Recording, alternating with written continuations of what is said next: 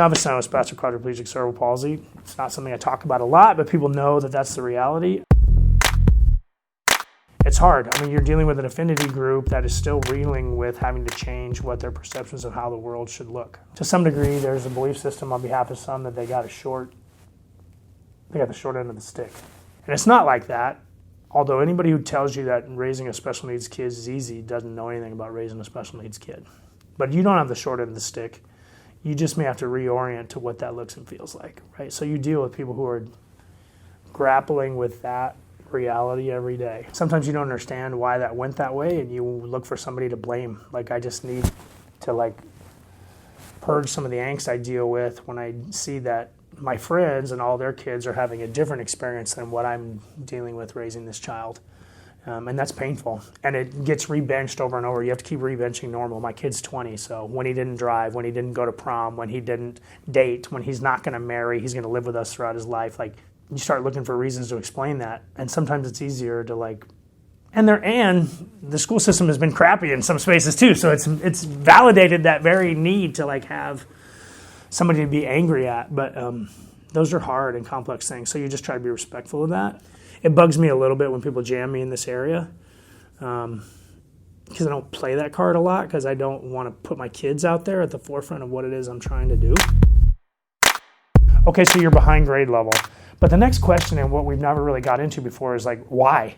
What specific areas are you not able to do that are causing you not to be on grade level, right? So for the first time, we have a criteria and reference test to try and catch up those individual gap areas instead of just saying, oh yeah, you didn't meet the bar, or you're right here, and this is.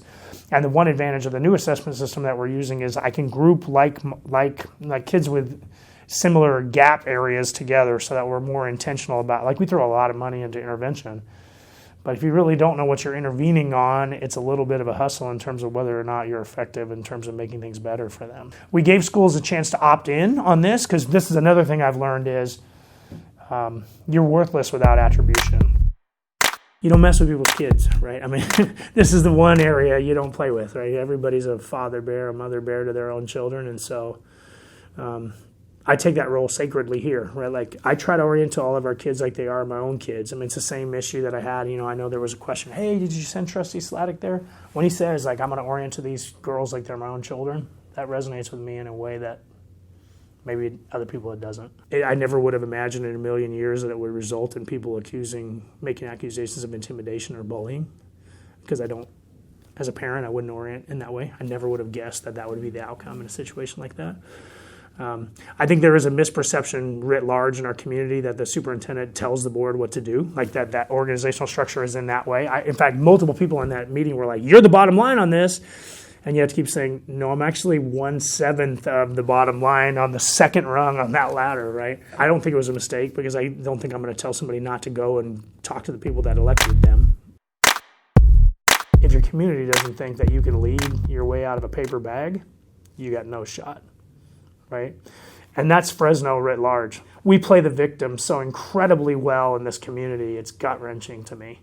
So that's what I'm about, right? Systemically eradicating things that are causing us not to be able to focus on kids. A lot of the times as the adult in the room, there's a finite amount of air in the space. And as adults in the room, we keep sucking the air right out of the room and we never get to children. And that's where the resiliency comes in, because I get tired of getting my head caved in, but I'm going to wake up tomorrow and I'm going to keep going. And, I've been at this for a long time. I mean, we call it Any Given Wednesday. I don't spend a lot of time worrying about getting blown out because on some given Wednesday, in all likelihood, I will be blown out. In the meantime, I'm going to do everything I can to try and move the ball as far as I possibly can. Superintendent Hanson before me put the structure in place. My job is to build the culture, and the person behind me can knock it out of the park. So when I've overstayed my welcome on that, whatever that Wednesday will be, then, I will say, I can look in the mirror and say, you put a good effort in on behalf of the city.